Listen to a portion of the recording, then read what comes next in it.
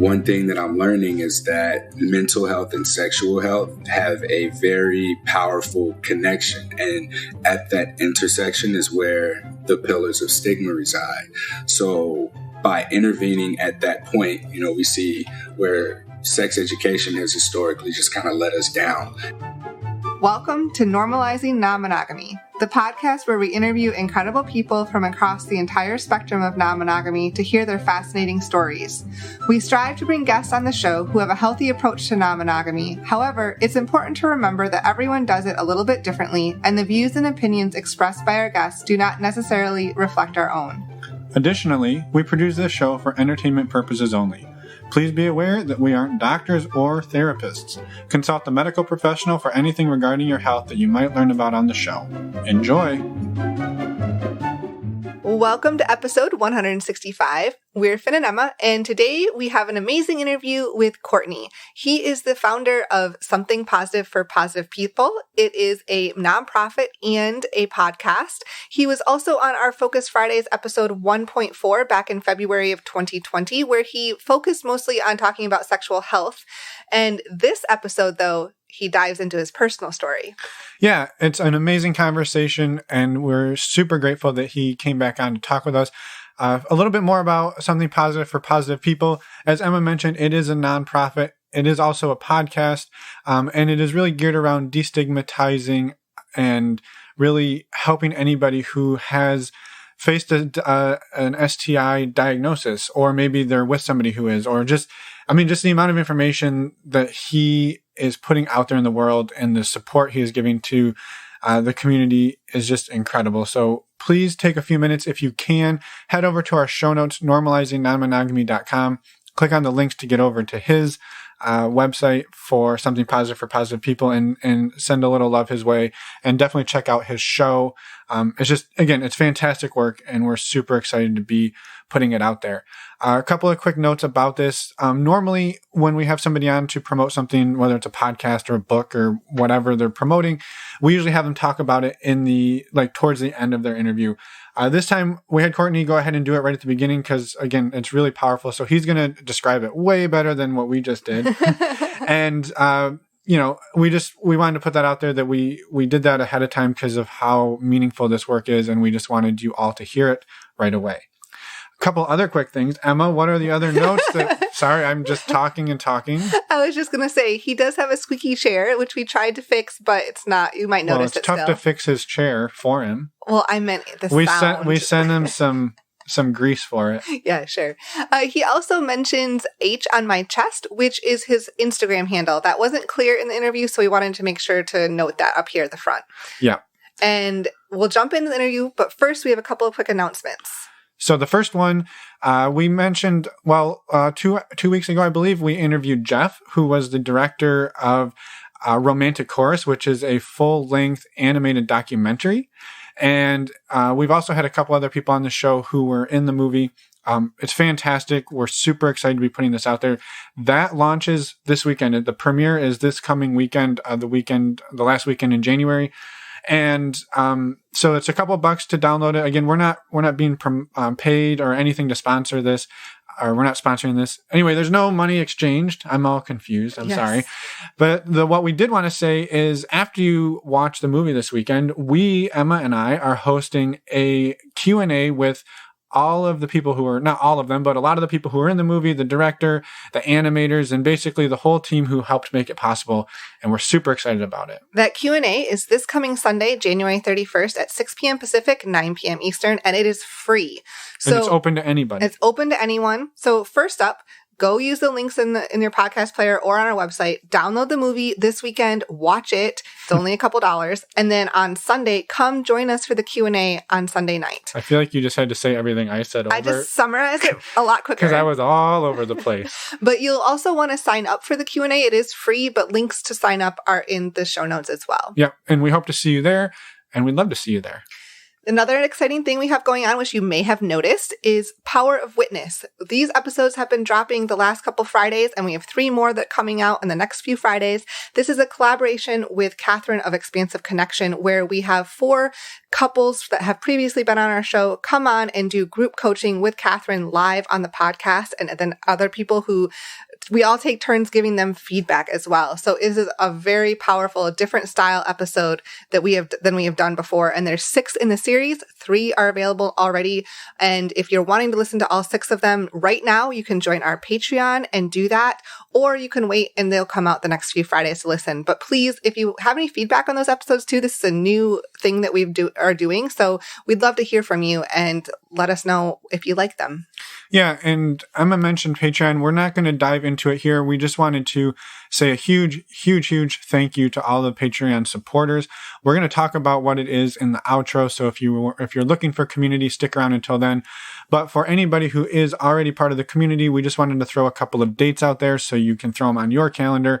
We got the women's call coming up on February 10th. We got the men's call on the 16th. And we've got our monthly Q&As on the 24th. And we do 2 of them, 1 at 9 Eastern, 1 at 9 Pacific. And those are really just the general group discussion. So we just, again, wanted to throw those out there so you could throw them on your calendar. And then we have one last final thing. Our next virtual meet and greet. These are open to anyone. You don't have to be a Patreon member. They're just $10.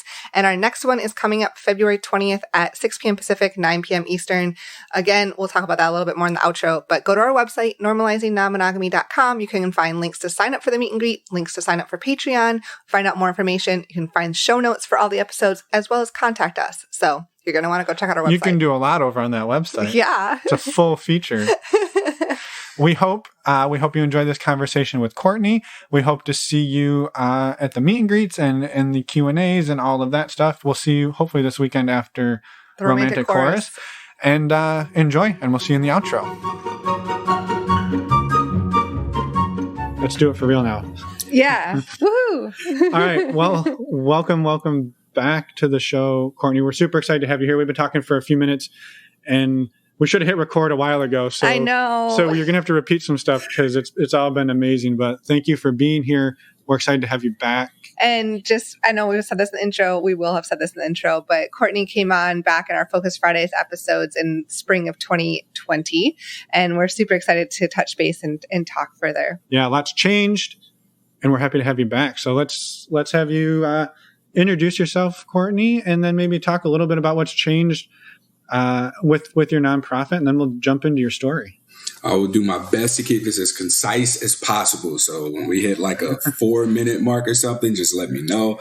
I am Courtney Brain, the founder, executive director, and podcast host of Something Positive for Positive People. It is a 501c3 nonprofit organization that provides mental health resources to people who have experienced the trauma of an STI diagnosis. One of the intentions that we have through the nonprofit organization is to integrate our post-STI diagnosis support resources with STD prevention efforts. So when people receive a positive diagnosis due to what STD prevention efforts are, aka wear a condom and wait till marriage, right? Or just be monogamous even.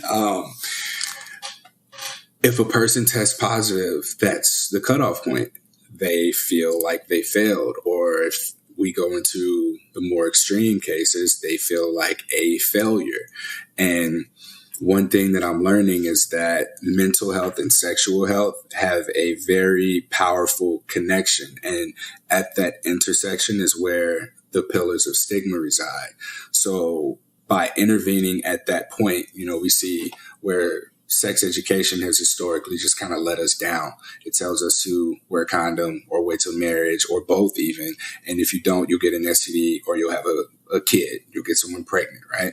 And that isn't all sex education is. The more of these interviews that I do, I learn the importance of sex education from the perspective of the mental health pieces that go along with it, from body autonomy, from learning about consent, from being able to recognize abuse patterns, from being able to set boundaries, being able to say no, and so forth. There's so much more that goes into sex education, where the focus has been, for many people that I've talked to, on about 10%, which is the scary stuff. Whereas the other 90 literally teaches you how to manage relationships in a way that you would even be more comfortable with seeking support in the event that you do test positive for an STI or you are in some kind of an abusive relationship, right? One other interesting thing is that I've found from almost 200 interviews and at this point, thousands of different interactions that I've had with people who are living with herpes is that the CDC doesn't recommend HSV testing because they say that behavior doesn't change if a person knows what their status is. And I have this essentially a database of interviews with people who have tested positive for HSV that says the complete opposite of that. So I'm very interested in at some point being able to challenge that when I have the resources and the means of collecting the data that's relevant to match up against what their studies show, because I'm seeing something completely different that really warrants the need for mental health resources and support resources for people to be able to have immediately after their STI diagnosis. I mean, speaking in general about herpes here specifically. That should be a good stopping point. So if y'all got questions or anything, otherwise I'll keep going. No, I mean, the work, like, when we had you on the first time, the work you do is incredible. It's still incredible. And it sounds like you've made a lot of progress. It's been it's actually been almost a year since we talked, because we recorded the last one in late 2019. Yep, exactly. And so it's super exciting to see what you've done. And we're going to put links in the show notes to where people can get over to your website, make donations, and maybe reach out to you if they are a resource. You were talking a little bit about, before we hit record, unfortunately, about the way that you're going about helping people get in touch with resources, therapists, support. Yeah. Can you talk a little bit about the network you're building? And just in case maybe somebody's listening who knows somebody or is somebody that would be a valid or valuable resource in that sense?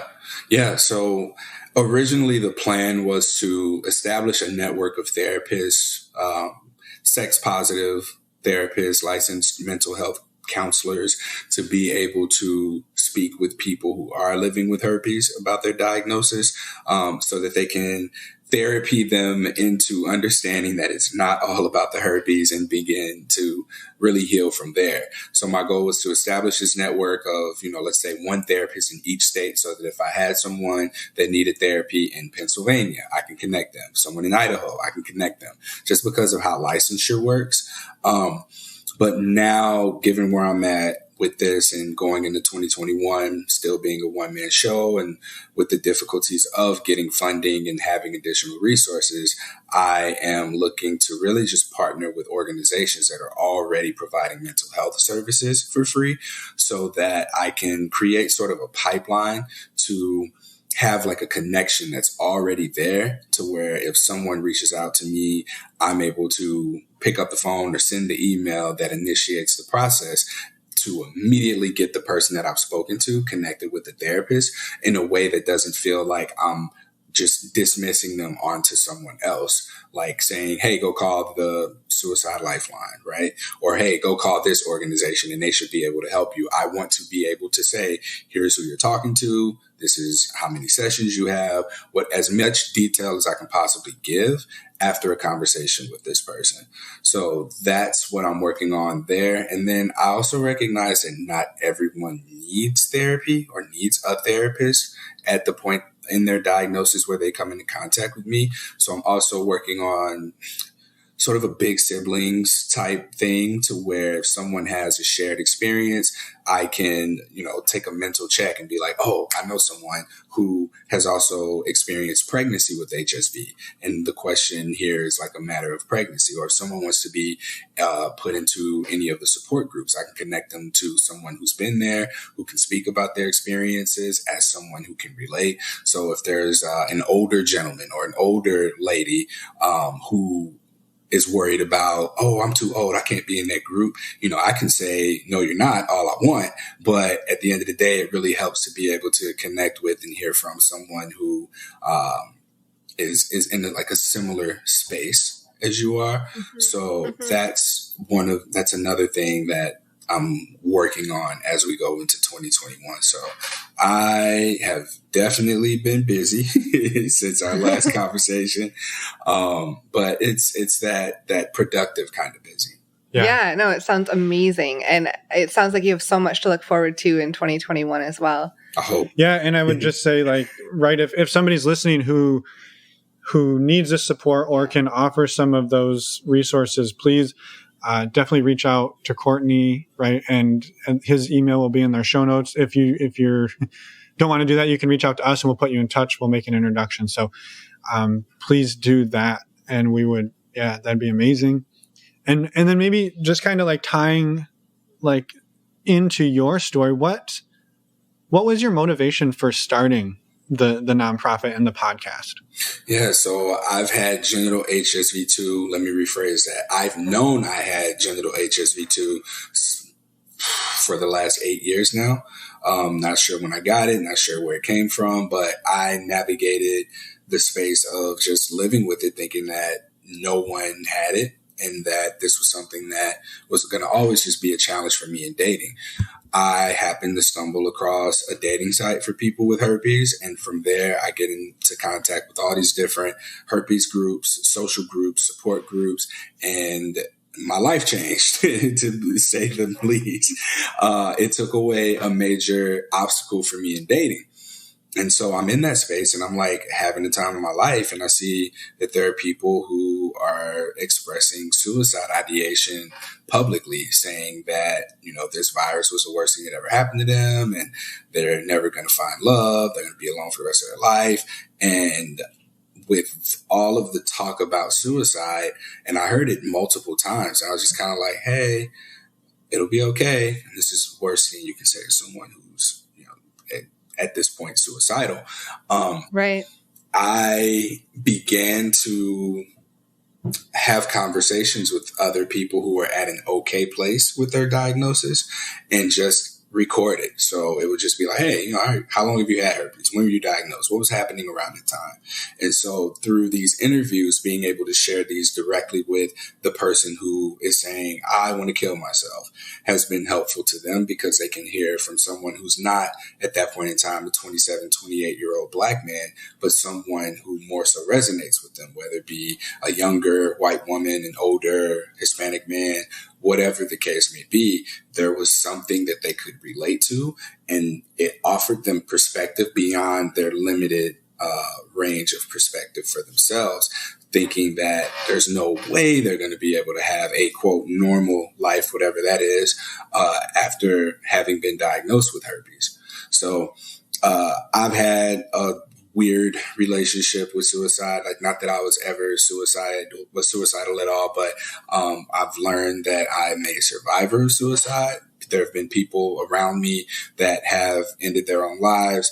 And so like, that's always been like a motivator for me, because like I've had family members who would threaten suicide, and to know people, at least in my range or my circle, who have completed suicide, at this point, I'm like, man, could it have been this? Could it have been the shame of an STI diagnosis or having herpes, and then their significant other, not wanting them? What could it have been? If it could have been something like this, then here's me doing my part to make sure that just might not happen as a result of having this here. And I'll tell you what, like, I finally did the big boy thing, and I went and opened up a bank account for Something Positive for Positive People.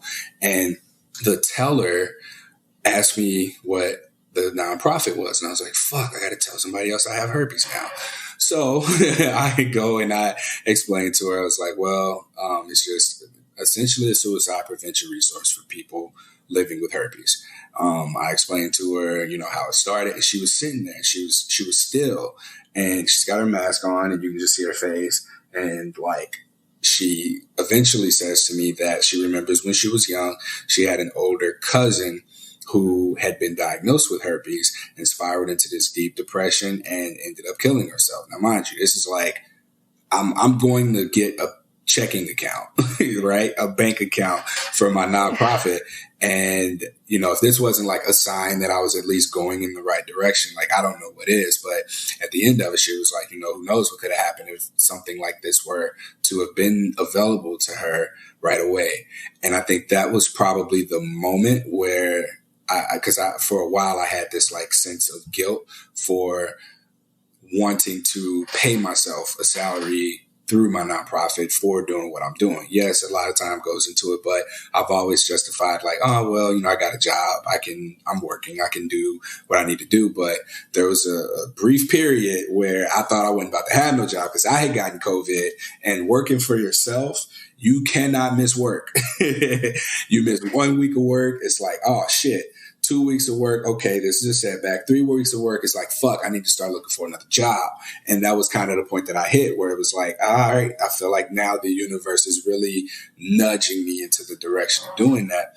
And after that conversation, I was like, damn, but I'm helping enough people, and I say enough, so casually.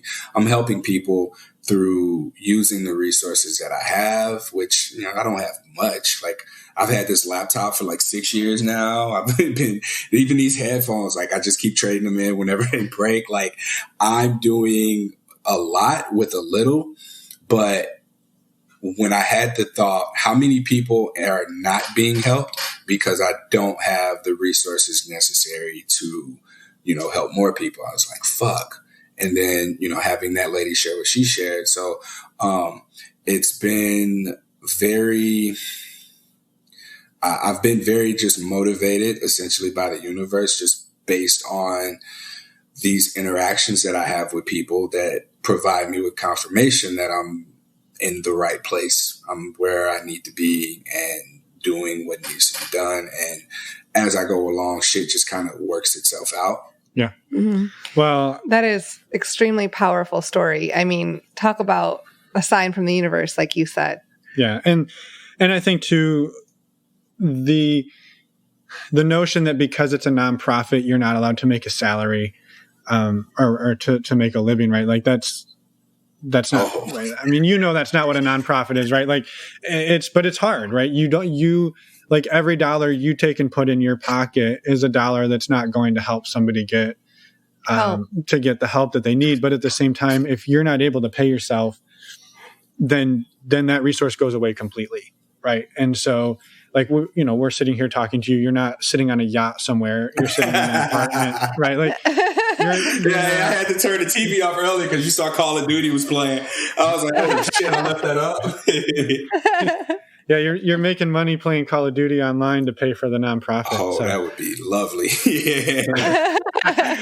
But no, I mean, it's amazing work. And I just, for anybody listening, seriously think about getting behind this work. And yeah, for sure. Again, links in all the show notes. Yeah. And so a year ago, roughly, actually it was 13 months ago, I was just doing the math.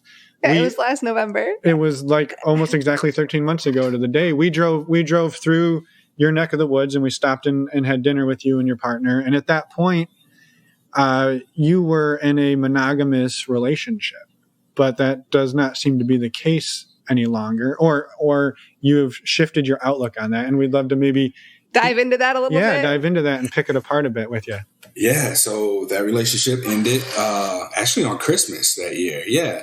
I, in hindsight, and after having gone to therapy, of course, looking back on the relationship, it was just one of those things where I felt like I was grieving the relationship maybe in September, and that perhaps there was also a little bit of resentment there throughout because it wasn't noticed.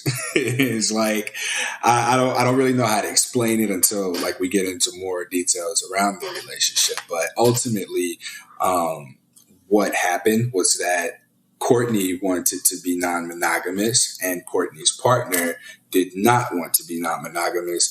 And while this was communicated early on in the relationship, there was no complete honesty between us about what that really looked like. It was more of like all right, well, there was just a constant like, maybe, and I'm like, all right, well, here, you should listen to this podcast. Or, hey, how about we read this book together? And there was always this constant resistance to it. But then there would be like a little bit of a carrot dangling that was just like, oh, well, maybe it'll happen. Maybe just give it some time. Let me get comfortable with the idea. And then eventually it was just kind of like, hey, do you want to do this or not? And I remember one day she was just like, why don't you just believe me when I tell you? Like, you won't believe what I'm saying. And like, I've always been the kind of person who like more so judge actions off of rather than words. But being new to the sex positivity space, I'm seeing like, consent, no means no, yes means yes, like believe people when they say what they say. And there was a very conflicting area in my intuition that was like, I don't really believe this shit. But, and I hate to use this example because it's really sexist, but like when you ask, I don't know if y'all have this, but when you ask like, hey, what do you want for dinner? Are you able to decide right away? Like, hey, this is what I want. Or are you able to agree right away? Or is it kind of like, hey, we're having Chinese for dinner. And then you can just say, no, I don't want that. I want this instead. There was never that. It was always like, hey, how do you want to have this conversation? What does this look like? Where are we going with this? And it was just like, believe me. Just believe me when I say that this is what I want. Or like, I want to do it. Eventually it'll happen. And then, Christmas came and it was just like, this ain't happening. How long was that relationship, just out of curiosity? 2.5 years. Okay, so it was a while. Yeah. Yeah. And so, and I remember like about 3 months in to dating was when I mentioned it. And it was just like, that's kind of where, that was probably when, with the reaction that I got, I should have known, okay, this will not ever get to that point, and we could have ended it there. Yeah. Mm-hmm. I'm curious. And so what it sounds kind of like is there was two things happening, right? You thought like, well, I'll bring it up periodically. I don't know what the time frame, monthly, every 3 months, and hopes that like she gets the picture. And then her strategy was like, if I just keep kind of ignoring it, but also pretending I'm interested, like entertaining it enough when he brings it up that he believes that I'm interested or that it could happen, and then it'll go away for a while and we don't have to worry. Like it was sort of like this rain cloud hanging over your relationship that neither of you really wanted to address, because probably there was enough good in the relationship that you're like, well, I don't want to blow this shit up just because of this desire, but it ultimately got to that point. Well, I wasn't saying it's also extremely common. Yeah, that happens in relationships. You're the only one who this has ever happened to, Courtney. Yeah, and I've been very transparent about that as well, and just not necessarily nagging, but perhaps on her end it could have been perceived as nagging. But it was like, hey, just like you want a family, you want kids, this is all important to you. It's okay for us not to talk about those things, and it's just expected. I'm coming into this relationship saying clearly, hey, this is what I would like in our relationship. And for it to just be like, no, we're not going to talk about that. Like, that's kind of how I felt about it. Yeah. Mm-hmm. Just out of curiosity, what, if you were to do this again, what would you do differently? Like, having gone through it for roughly 2 years of trying and trying and trying. Yeah. Like, it sounds like your strategy didn't work very well, not to like call you out on it, right? But like, what would you do differently? Like, if you were to go back in time and give it another try? I think that one thing that I would do different, well, now knowing that, and I'm at a place now where it's like, I'm okay with not being non-monogamous or being monogamous. It really just depends on the relationship. But early in that point, I had been around or with non-monogamous people or had been friends with them, and I've seen just the communication in their relationships, the transparency that they have with one another, and again, just the honesty and the communication that was there. And I was like, damn, I want that in whatever relationship it is that I have. And I made a commitment to myself. I was like, okay, the next relationship that I go into and get in, I am going to be the best boyfriend ever. Like it's going to be healthy. It's going to be honest. It's going to be transparent, because I've not been honest in past relationships. I've not been a great boyfriend in past relationships. So she was at the right place at the right time, to where she got the best of Courtney at that point. And so what I would do different is listen to the signs, and call out the wording and be able to communicate like, hey, here's me putting on the table what I want, and you're giving me mixed signals. You're showing me that you're okay with, you're showing me that you're not okay with this. You're telling me that you are okay with this. And I don't know what to go off of because of the inconsistencies, and just like address it. There was no directness. There was no direct communication there outside of me being like, hey, I want non-monogamy. But when you say that to someone who's probably never even heard the word before, that could be something that they respond to a number of different ways. And in her case, it was with a lot of avoidance in from what I received and what I picked up. It was just like, oh, maybe this shit will just go away over time, like as the relationship continues. But all I think that did was just kind of have me like, all right, well, when are we going to address this thing? Like, I can't further invest until we resolve the issue that has been presented early on. So I guess looking back, it would just be a matter of being more direct and like not allowing us to continue to move forward in a serious relationship where this thing just kind of gets swept under the rug by one party. Yeah. Mm-hmm. Yeah. Had you, in those conversations, had you even gotten to the point where you expressed like what non-monogamy would look like what you were interested in doing in terms of non-monogamy? Because it's a pretty big spectrum. Right. Yeah. So just negotiating, even in the negotiations process of just saying, hey, well, what's comfortable for you? Because for me, I think that because I had been around other people who were in polyamorous relationships or in just an open relationship, don't ask, don't tell. It's like I had the terminology, I had the experiences to call from, whereas to her, it was just a lot of just monogamous relationships that she had seen, whether successful or not successful, whether there were divorces or breakups. This was what she knew and what she was comfortable with. Whereas for me, I was just kind of like, all right, well, that shit didn't work for me. Like, and I know that it hasn't worked for me. So I want to try.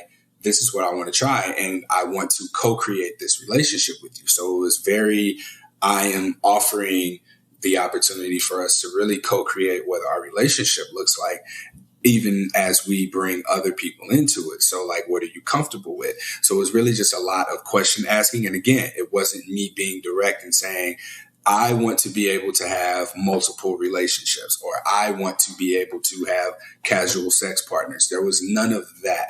So yeah, and in hindsight, it's just the challenge of being direct about what I want rather than doing this thing where I kind of tiptoe around, okay, well, maybe if I let her take the lead, this will be something that she's comfortable with. Yeah. Yeah. And this was like, you had said, correct me if I'm wrong, that this was your first like foray into experimenting with non-monogamy. Like you had been around it, had met people, but you hadn't actually had that type of relationship before. And I don't know what kind of relationship to call it. I guess not a committed relationship, I guess. Sure. I've had casual relationships with people who are or were at that point in time non-monogamous. And those were pleasant, So mm-hmm. It was like, okay, well, what would this look like being able to have someone that you're co-creating a future with while still being able to have other partners? that you have whatever the connection is, you're free to explore those. So this was the first relationship that looked like that. Like other relationships, it'd be, all right, I'm staying the night, or we leave whenever we're at the end of the night, whenever we're done hanging out or having sex, hooking up, whatever. But this was the first relationship where I lived with someone and we were, talking about being together long term and trying to explore non-monogamy. So yes, this was the first time. Yeah. And so on Christmas you end the relationship. What happens after that point? So after that, I was like relieved, but still like a little bit confused because I felt used by the situation, just because of the timing. At that point in time, like my partner had finished with her getting her degree and being able to go and get her job. So it was like we were living together. And once that happened, it's almost like she was waiting for that. That's how I felt. So I felt like, okay, well, now that you're done, you just don't need me anymore. So it's easy for you to just say, all right, that's it. Cutting ties. We're out of here. And so I was like, oh. And it took for other people to say it after I told them, yeah, we broke up. And they'd be like, damn, that's fucked up. She used you like that. And I heard it twice. When I heard it twice, I was like, damn, there must be something there. And so there was like anger. There still may be a little bit of anger there, but I acknowledge it now, and I'm aware of, how it was that I felt throughout the course of that relationship ending. But I definitely felt a sense of relief more than anything. It was just like that thing that I had been questioning and couldn't get resolved had finally been resolved. And so there was just like a newfound sense of freedom to be myself rather than having my identity tied into being the best boyfriend that I could possibly be, even if that was like a covert way of trying to get what I wanted out of this relationship, or trying to get the kind of relationship that I wanted out of this person who didn't want this kind of relationship.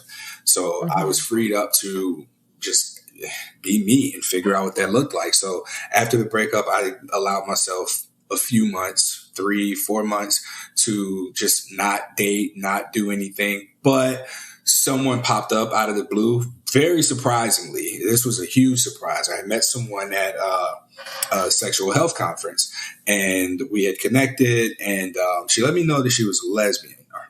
She said, I'm gay. That's what she said. And so I was like, oh, okay. Didn't think anything of it, and just like didn't hit on her. We just like conversed.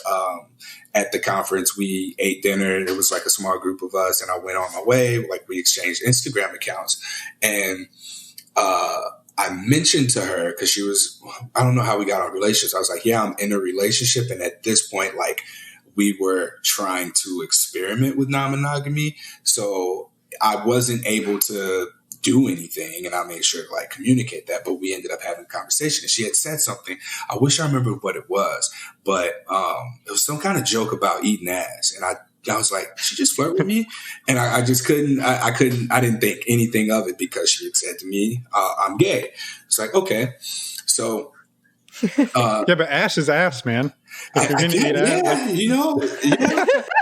yeah, but like, and I guess this is just me, like being a straight dude. Like a straight dude hears woman say, I am gay, it's implied. Yeah. Don't like men. You don't like me. So no, I just to be clear, I'm completely on board with you. I was just giving you shit. Like if somebody told me that, I'd be like, yeah, we can be friends and nothing more, because like you want to respect that person, right? Like you're not going to sit there and be like, well, you just maybe this one time you want a man, right? Like you don't want to be that guy, right? Yeah, exactly. And so after the breakup, I don't know what happened. I didn't tell anybody. I never announced it or anything. Like it happened, and I just continued to operate as if nothing happened. And we ended up talking. She was like, oh, how was Christmas? And I was like, well, since you asked.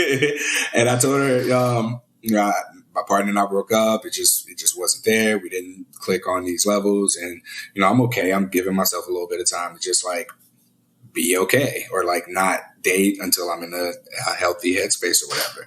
And then one day out the blue, she was just like, well, hey, if you ever want to hang out, or like, what did she say? It was worded to where I was like, huh? I think it was like, if you ever want some intimacy or something like that. And I was like, wait a minute. And so we're talking about like her sexuality. And she was just like, well, it's been a long time since I had sex with a man. And she was like, I feel safe with you. And I had to let her know, I was like, well, you may not know this about me, but I do have herpes. And so this was like my first disclosure after my breakup. And she was like, oh, yeah, I'm aware of that, because she was at a sexual health conference, right? So we talked about, getting tested and hanging out, seeing each other, and that worked out. I think that might have been like in January, actually. It was fairly soon after, but it was like a healthy rebound, and like the process of talking through negotiations, STI testing, and feeling safe, and all of that went very smoothly. And that was just like, that was such a welcoming experience for me, coming out of a long-term relationship, being able to go into such a healthy, casual style of a relationship. So after that, COVID happened. Yeah, that's we can. I saw that coming at some point. I was like, you've got to mention it. It's coming up soon. and I was going to say, just so anybody's clear, because I think this is your listeners probably listening to this in February of 2021, thinking like, how did you go to conferences and do all this? So this was late 2019, early 2020. This was before. This is in COVID. the before times. So yeah, this was back when the world was right. Oh yeah, right. So, and even going into COVID, like identifying as a non-monogamous person, right before lockdown hit, I met a couple of people, and then everyone had to go into fucking lockdown. So it was just weird. Like, I can't say that I've really had a chance to fully explore non-monogamy. I'm seeing someone now, and we have an open relationship. And yeah, do you have questions or anything before like I transition, I guess, to that part? Because yes, I've been dating during the pandemic, like a lot of people probably wouldn't admit to doing, but I mean, I'm not about to just stay locked down for. Yeah, well, and I think yeah. I think that's awesome that you do admit it, and that like maybe we would love to hear, I guess, how you go about that. How you do it, because like clearly you are a conscientious, intelligent, safety-focused person. So my guess is, and I could be totally wrong, and this could bite me in the ass, you're not just out there willy-nilly doing whatever, whenever, however, and don't give a shit about COVID. Like that, something tells me that's not you. Yeah, this shit doesn't exist. No, I'm kidding. No. No, I'm operating in a very respectful way.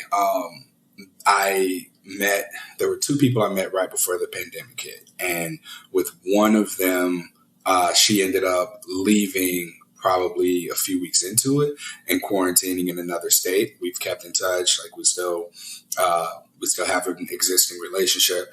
And then with someone else, we became like we hang out regularly. So there was I haven't been like seeing a bunch of people at all. Like I'm where I am. I have my partner that I have, and there's not really anyone new that's been in the picture. There was a situation though.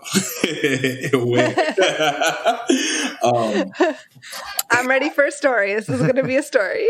Yeah. So when the world opened back up, I guess we can say, I think it was in July. So we just had to wear masks wherever we went or whatever.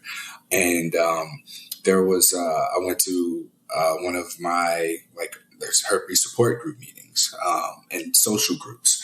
And so I went to one of those. I'm often putting on like fundraisers for the groups or at the groups. Let me say that I'm given a specific amount of time to share, what something positive for positive people is, get donations, blah, blah, blah. So at one of these, I very unexpectedly end up hooking up with someone. And this was this was probably my worst performance, and I didn't know what the fuck happened. Like mid-sex, I got soft and didn't know what happened. Maybe it was the tequila, don't know. So Monday rolls around, and I recognized, like, over the course of the weekend, I was doing some drinking. So I was dehydrated. So I wasn't like urinating a lot. And I went to pee, and I was like peeing really, really slowly. And so I also had like pain in my ass, like prostate pain. So I go in Google, and I'm like, okay, what does this mean? What does this mean? And it's like, you could have a UTI, which is rare for men and requires like these treatments, or you could have prostate cancer. So I was like, all right, going to urgent care. So I go into urgent care, and I let them know like what my symptoms are and everything. And they asked me, they go, are you concerned about STIs at all? And I was like, well, no, I just got test results in 2 weeks ago, and I've only been sexually active unprotected with one person. So I'm not, but treat me accordingly. And so they gave me the medication for chlamydia and gonorrhea. And they told me that my UTI test results came back negative. And then when I mentioned the pain in my butt, the lady put her finger in my butt. Yeah, so my prostate was inflamed, and it was swollen. So when she touched it, I was like, ow. And so she wraps up, and she discharges me with prostatitis, sends me home with the prescription, tells me, oh, you have prostatitis. And I leave there, and I'm like, yeah, I'm great. I only have prostatitis. So this is on a Tuesday after my weekend where I had my hookup. And the hookup was protected. And so Wednesday goes by, Thursday goes by, and like Thursday evening, I saw my partner that I have unprotected sex with, and we had sex again, unprotected. And so on Sunday, mind you, I'm discharged with prostatitis, and my symptoms were slow pee, right? And swollen prostate. Sunday, I'm supposed to go to the gun range with my dad, a thing that I never do. I don't even like guns, but it's just like bonding time with dad, right? So Sunday morning, before I'm calling my dad, I get a call from a phone number, and I answer. They're like, hey, is this Courtney? I was like, yep. He's like, can you verify your date of birth or something like that? And I told him, and he goes, all right, we got your STI results in. You tested negative for gonorrhea. And then he pauses and goes, your chlamydia test came back positive. And I was just like, how long are you guys open today? And he was like, until 8:00. I was like, all right, click, hung up the phone. And I'm like, I'm embarrassed, and I'm angry. I'm embarrassed because I now have to tell two people. I'm like, not the person that I had sex with unprotected. Like, that's not an embarrassing conversation, but the person that I hooked up with.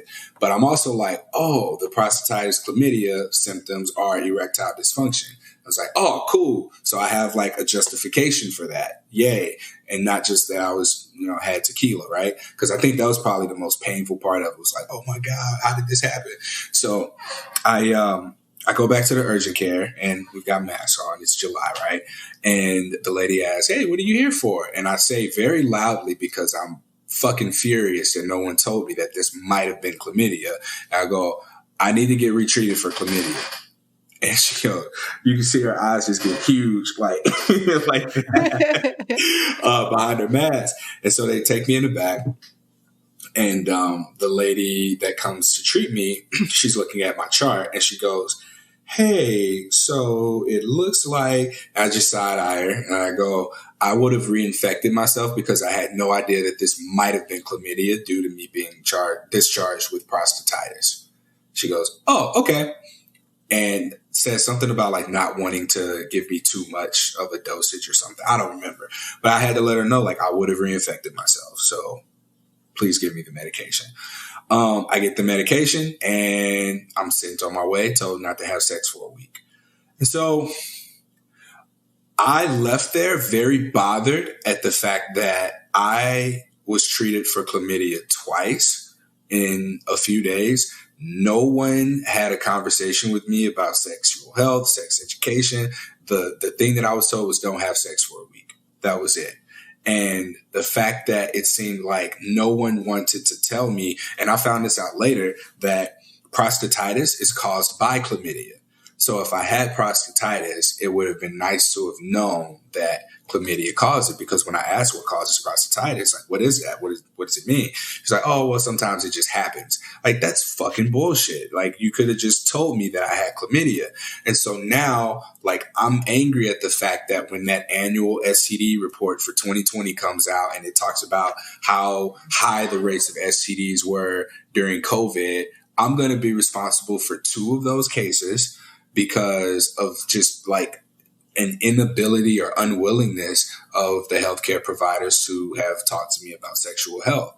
Now, granted, the first time obviously happened, but now it's 2. And then there's an entire story behind this of just not being told, hey, you might have chlamydia, perhaps don't have sex for a week, let your partners know. Because when I left, I was like, yeah, when I was peeing and it was coming out slow, I actually had chlamydia, because it wasn't like it burned. I didn't have blood. I didn't have discharge. I didn't have any of the symptoms that I expected. It was just slow flow of urination.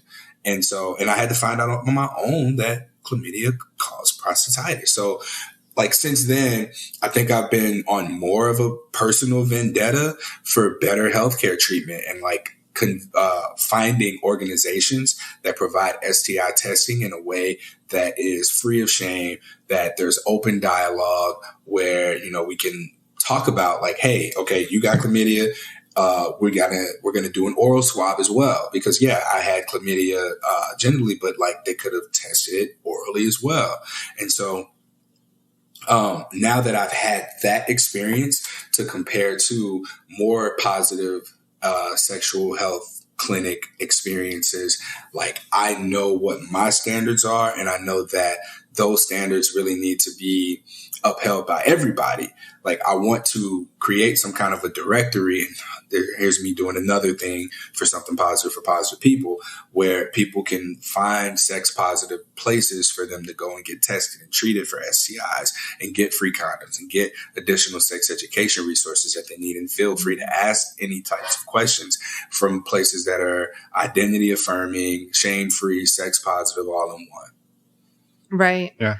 I just wanted to pause and say thank you for sharing that story, because I know it's probably not an easy one to go through, even though you seemed to, I guess, to relay it well. But it's powerful, and it just to have someone explain what you went through in such detail. I just wanted to thank you for doing that. Oh, I appreciate that. Yeah. And I think too, like, I feel like you've got like the worst damn luck, like in some sense, like, right. Like you've been living with herpes for 8 years, and you've sort of got the communication around that figured out, right? Like when you were with your partner for 2.5 years, you hadn't had to disclose really, right? With her, like you disclosed, I'm assuming at the beginning, and she knew, but then it was sort of 2.5 years of, you don't have to talk about it with new partners. And not that you don't talk about it, but you didn't have to talk about it with new partners. Yeah, that's a different way of having that conversation for sure. Yeah. Yeah. Right. And then you end that relationship, or that relationship ends. And now you're back out in sort of the dating world, and you're starting to have that conversation again. And it sounds like it went well enough, right? It went well with the woman who identified as gay. And then you had a couple other partners going into COVID, but then like, now you've got to deal with like communicating herpes, a pandemic, and COVID, and then chlamydia twice, like all in a very, very short period of time. Let me tell you the worst part of that. So my partner who went to quarantine in another state, she was back in town that like over the course, had I only been treated for chlamydia once, we would have been cleared to have had sex. But because I had to get treated on a Sunday, we were in that 1 week window. And yeah, I probably could have wore a condom, but like they said don't have sex. So I was like, hey, I can't have sex. So I had to tell her, because she was in town. She was like, hey, you know, I can come over. It's like, I got to tell you, I got chlamydia last week, and here's what happened. So I had to tell her that same story. And so, yeah, it was just like, fuck, now there's a third person. So for the woman that I had hooked up with over the weekend, honestly, I don't even know if she had it, but I ended up letting her know what happened. And that was hard because I was like, fuck, the first time we had sex, I got to tell you I had chlamydia. So I ended up ordering her an online at home STI test kit. And it was just like, hey, buy it and I'll pay for it. Sorry. And I thought that was like a good thing to do. As far as like being a good, not boyfriend, but just like person. Yeah.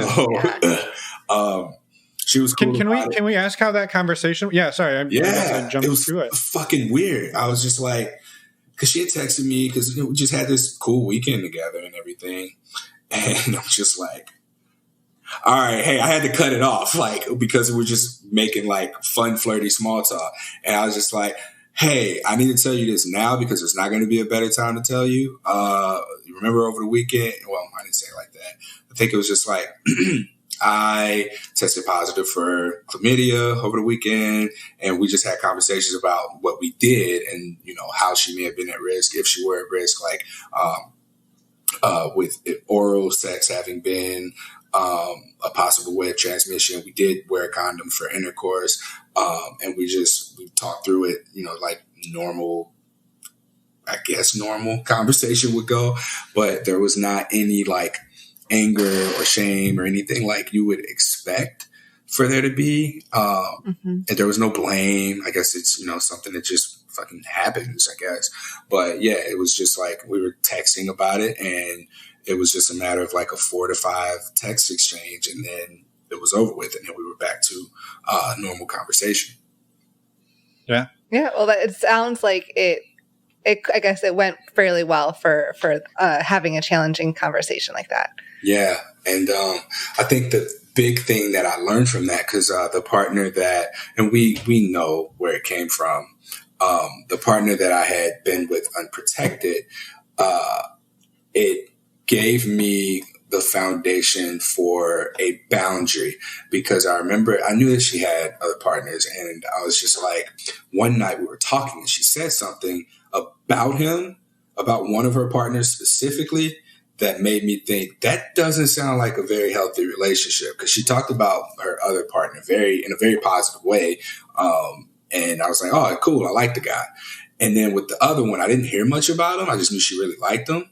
And then this one night, I don't know what she said, but it set off my red flag radar. And when it set off my red flag radar, at that point, it was too late, because it was just like a couple of days before I had left for the event.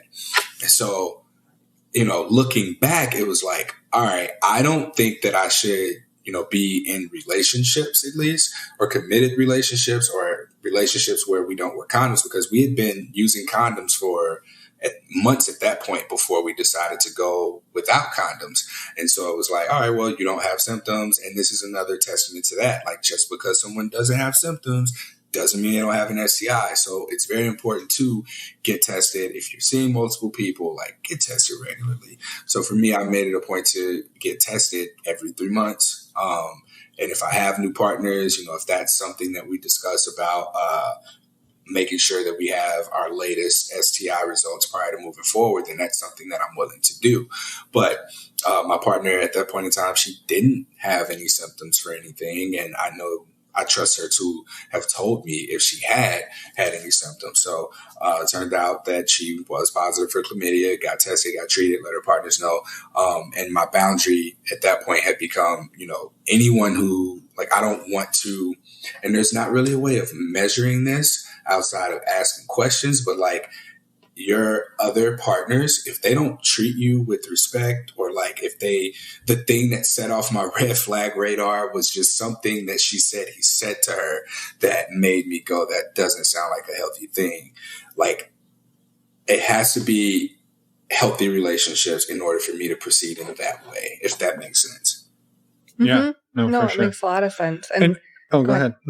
I was just going to say thank you again for sharing all of that. And I don't want to like keep beating this to death, because I'm just curious. So like you said you and this partner had sex for a couple of weeks or a month or two, and you would always use protection. And then was it like this one time you decided like, okay, we're not going to use protection, and you did, and then you went to so it was like the one time you didn't, it happened? No, it wasn't the one time. because there were lots of times. So for 2 months, I believe it was about 2 months, we were using condoms, and then we went without condoms after a conversation of just like, hey, we've been doing this for a while. Like, you're the most consistent person that I'm having sex with. Like, you would be the person that I'm not wearing condoms with. And so the conversation kind of went like that. Like, when's the last time you were tested? We had this conversation in that she didn't have symptoms, and her testing window, I believe, was recent enough for me to have been comfortable with. So that was when we decided to go without wearing condoms. I gotcha. I thought it was like the one time you decided not to, and then it happened twice in a row. And I was going to be like, dude, don't ever go to a casino and don't ever buy a lottery ticket, because you're not going to win. But yeah, like that, I think that boundary was important for me to have come up with early as well. It's because and there's like some metaphysical shit there as well.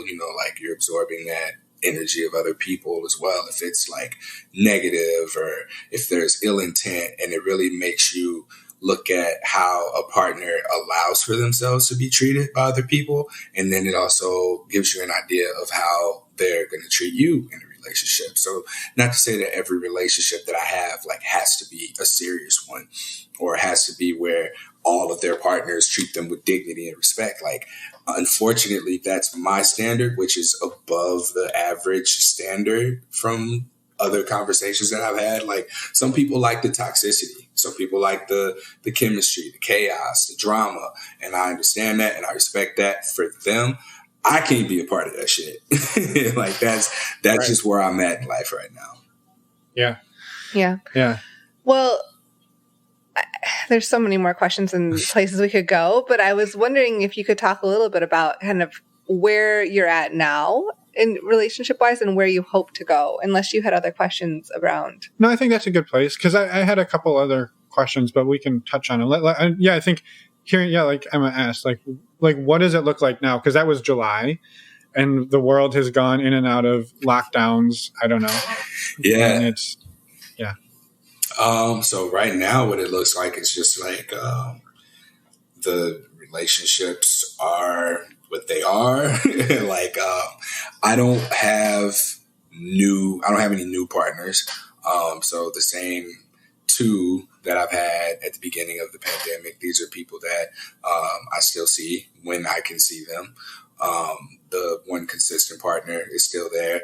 And that's my dating life right now. A lot of interactions and meeting people, of course, have been online. Like, I am open about having herpes. I'm a man open about having herpes. And so that warrants a lot of attention, I guess, like being one of the few men in this primarily women-dominated space. Like, I'm out there. And so, like, I connect with women or meet women that way, and through just being open about it, and like, it invites conversations, and there's oftentimes like some attraction. And I've learned that, like, I fall in love way too damn easy. Or like someone, maybe not fall in love, but I think that I experience attraction very easily when someone expresses genuine interest in me, or like about, what it is I got going on. Like, I think I mistake curiosity or mutual passion for attraction. And so that's kind of been an ongoing thing for me. Like, I'll look up and, I'll express to someone like, hey, I'm open to connecting and getting to know each other more. And then like time passes and I realize, oh, this person may not actually see me, or they're dating H on my chest, or this is who they're looking to date, and not really get to know Courtney, or they think they know me based on what I post on Instagram or social media. And so like, there have been a lot of challenges from that perspective. And another big one that I see, especially with online dating, because that's the intention, right? You want to date and meet people online, is given all of the uncertainty with COVID, like, there's a lot of uncertainty in areas where we seek certainty. I hope that I'm making that make sense. But like, people are seeking certainty in such a time of uncertainty. So I had an interaction with someone who we had been messaging for a while and like getting to know each other. And it seemed like we were on the same page. And again, like I said, I fall in love real easily, right? And so there came a point where it was like, what did she say? I wish I could remember like verbatim. I could open my phone, but then I'll have to scroll through the messages. It was like, this seems great. Like the chemistry's there. There's like excitement and this intensity. But then there was like an ask for guarantees that just can't be made right now. So like, you know, realistically, when could we actually see each other? If we saw each other, like these are long-term goals and expectations that I have. And I find myself coming across that pretty frequently. And like, for me, I can't tell you what's going to happen over the next 3 days for me because of the uncertainty in the air. Like at any given moment, I could be offered an opportunity to work for the CDC, even though, you know, earlier in the episode, I talked about like having data to pin up against what it is that they're saying. But like, I don't know what my future looks like. So when it comes to dating, like I have to be very transparent about that. Like, I don't know if I'm going to be here, if I'm going to be somewhere else, but I know like I can't quite say what I want. And I can definitely tell you what I need. I can tell you that I need transparency, I need consistency, and I need maturity when it comes to navigating relationships and the types of communication that I need. But as far as what I want, like that's really something that I know for a fact that I want to be free to be myself in a relationship, whatever that may look like.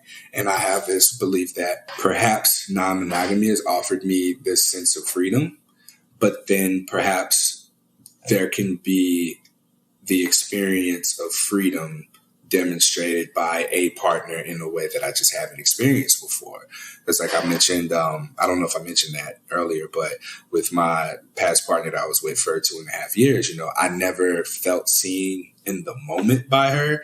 It was always like, you're going to be such a great dad, or you're going to be such a great husband, or you're going to be such a great blah, blah, blah.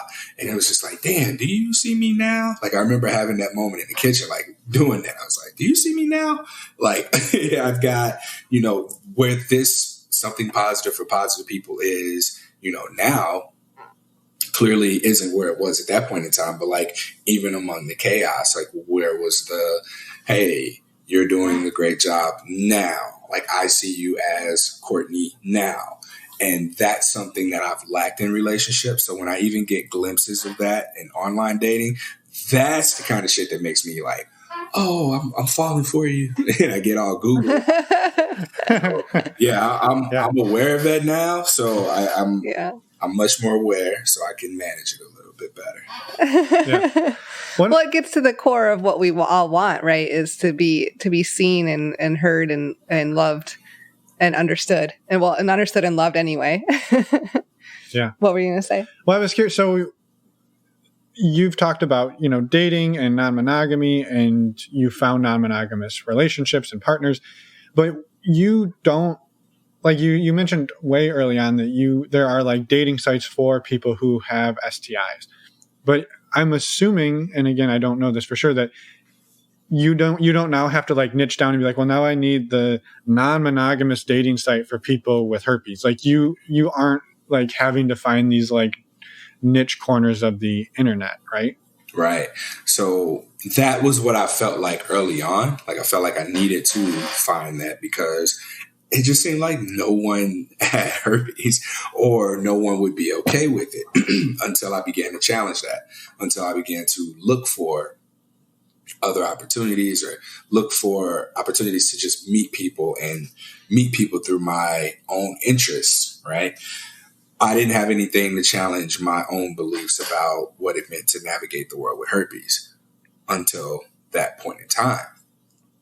So now what I'm saying is just the importance of being able to put myself out there. And like, I encourage other people to do that too. Like, you don't have to tell the world you have herpes, but just like, don't hide because you have herpes. Don't hide because you have HIV. Don't hide because you have, you know, what may seem to you like something that's a deal breaker to everyone, because your person, your people are either going to have it too, or they're going to be okay with the fact that you have it.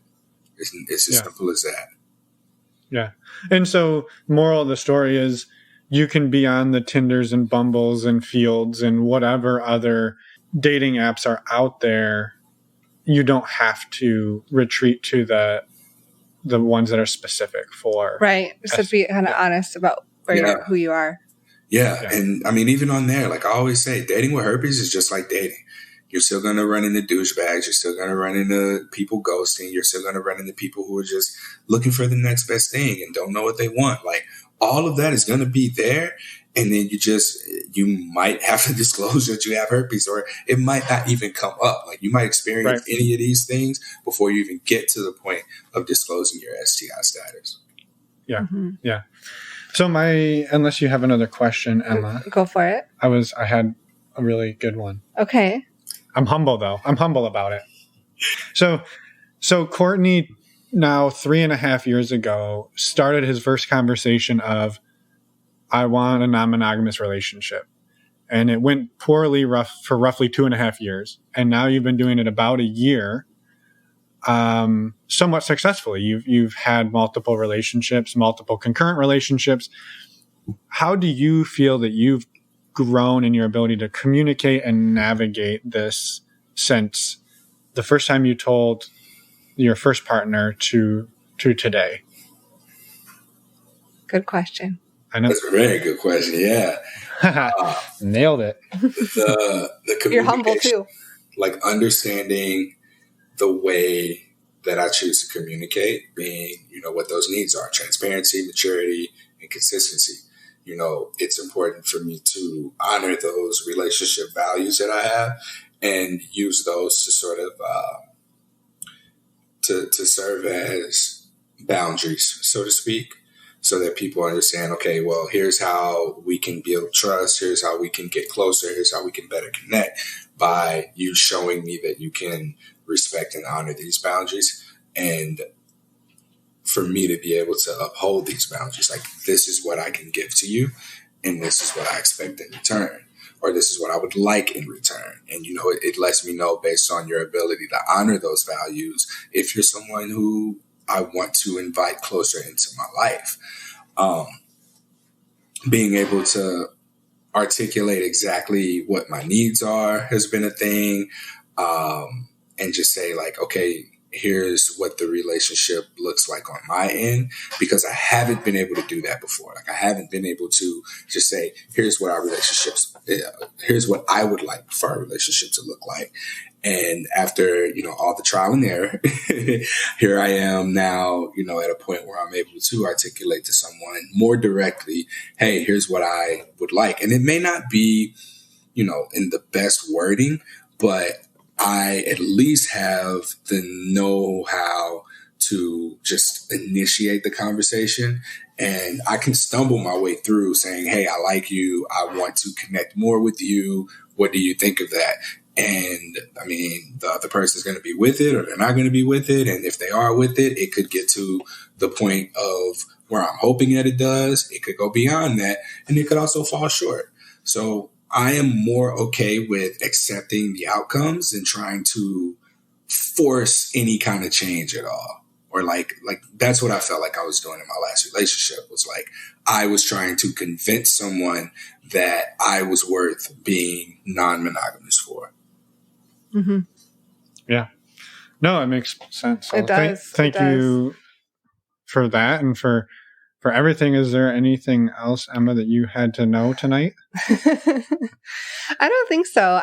I'm really excited to see where you go in your relationships, but also where your nonprofit goes. I feel like 2021 there's so many things lined up for you, and I'm really excited to see where it goes. And so thank you again for coming on and sharing and disclosing everything you did.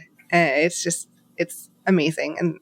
And you're always welcome back on the show. So we hope we get an update next year. Yes. Or this year, whatever year it is. Yeah.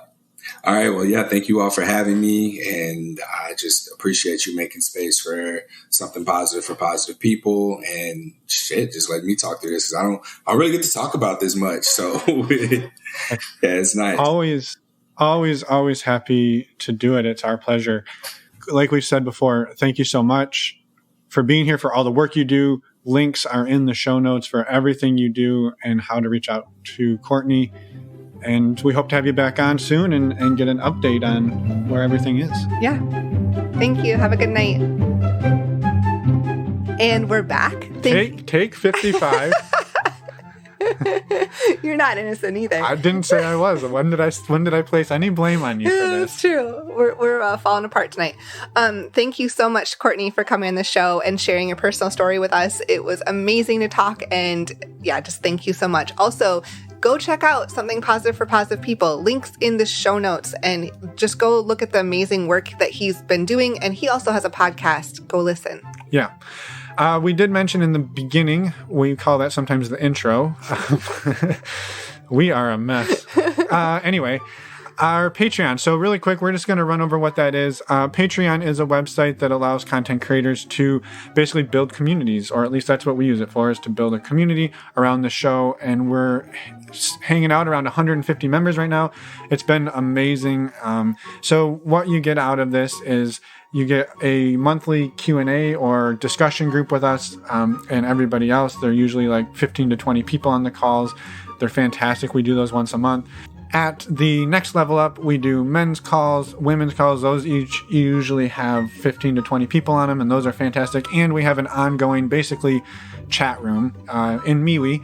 And it's really just a place where everybody is there to support each other and help each other through the week and, share ideas, share wins, any struggles. So it's pretty much just a great place to find like-minded people.